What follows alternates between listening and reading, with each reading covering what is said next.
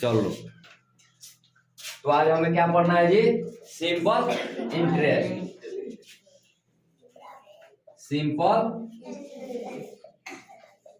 Interest. Interest मतलब क्या होता है? इंटरेस्ट का हिंदी क्या होता है जी? ब्याज होता है। क्या होता है? ब्याज। और सिंपल मतलब क्या होगा? साधारण।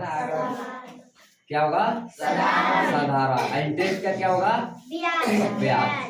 देखो ब्याज हम किसी को देते हैं पैसा, तो पैसा जब देते हैं तो उसके क्या अतिरिक्त पैसा लेते हैं। अतिरिक्त मतलब समझता है ना? जैसे आप 1000 रुपया देते हो, 100 रुपया देते हो, तो उसमें हम क्या करते हैं? 1 महीना के लिए या 2 महीना के लिए क्या करते हैं? अतिरिक्त पैसा लेते हैं, ज्यादा पैसा लेते हैं। तो वही हमारा क्या कहलाता है? ब्याज कहलाता है। क्या कहलाता है जी? ब्याज।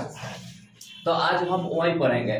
तो साधारण और एक चक्रवृद्धि ब्याज होता है और एक साधारण ब्याज होता है। तो हमें चक्रवृद्धि ब्याज अभी नहीं पढ़ना है, पढ़ना है कभी कौन?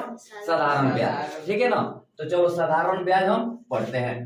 तो साधारण ब्याज जानने के लिए सबसे पहले क्या होगा? साधारण का हम जान गए। साधारण का क्या होगा? साधारण, आप लोग पहले मीनिंग लिख लो। साधारण का क्या हो जाएगा? सिंपल। क्या होगा? सिंपल। ब्याज का क्या होगा? ब्याज का क्या होगा? इंटरेस्ट। क्या होगा जी? इंटरेस्ट। उसके बाद आता है मूलधन। क्या आता है? मूलधन को इंग्लिश में प्रिंसिपल कहा जाता है। क्या कहा जाता है? प्रिंसिपल। और एक समय आता है। कोई पैसा हम देते हैं तो समय निर्धारित करते हैं ना जी, यहाँ तक देना है, तो समय का होता है टाइम। और कितने दर पर देते हैं ना, कितने दर पर देते हैं उसको हम क्या बोलते हैं? दर बोलते हैं। कितने परसेंट के हिसाब से दे रहे हैं तो इसको क्या बोलते हैं? रेट। क्या बोलते हैं? रेट। तो यह चीज आपको याद होना चाहिए, तब हम सिंपल इंटरेस्ट यानी साधारण ब्याज को हम बना सकते हैं। आ रहा है समझ में? तो साधारण ब्याज बनाने के लिए क्या चाहिए? इंटरेस्ट समझना पड़ेगा, प्रिंसिपल समझना पड़ेगा, टाइम समझना पड़ेगा और रेट समझना पड़ेगा। रेट मतलब दर। जैसे 100 रुपया हम दे रहे हैं किसी को, तो कितने के परसेंट से दे रहे हैं? 2 रुपए के दे रहे हैं कि 3 रुपए के दे रहे हैं कि 10 रुपए के दे रहे हैं? आ रहा है समझ में? तो वह आप 5 रुपए के दे रहे हो या 10 रुपए के दे रहे हैं, वह समझना जरूरी है। तो इसका सूत्र हो जाता है, जैसे साधारण ब्याज का सूत्र होता है SI का। यहाँ पे हिंदी में लिख देना ब्याज बराबर क्या होगा? अगर ब्याज निकालना होगा तो हिंदी में आप लिखना मूलधन। क्या लिखना है? मूलधन गुने समय। मूलधन गुने समय गुने कितना? दर बटा कितना? 100। अब देखो हमें ब्याज ज्ञात करना है। एक होता है मिश्रित धन। मिश्रित धन मतलब जानता है लोग क्या होता है? मिश्रित धन, इसको इंग्लिश में अमाउंट बोला जाता है। क्या बोला जाता है? अमाउंट। यानी हम देखो किसी को पैसा 1000 रुपया दे रहे हैं, यहाँ पे समझो 1000 रुपया हम पैसा दे रहे हैं। अगर हमारा मूलधन हो गया, मूलधन हम किसी को दिए 1000 रुपया। कितना रुपया दिए? 1000 रुपया दिए। और टाइम हमारा हो गया, वो समय कितना? आला नहीं, समय कितना हो गया? समय हो गया 5 माह। कितना हो गया? 5 माह। और रेट हम कितना दिए यानी दर कितना परसेंट के हिसाब दिए हैं? तो 5% के हिसाब दिए। कितना परसेंट के? 5%।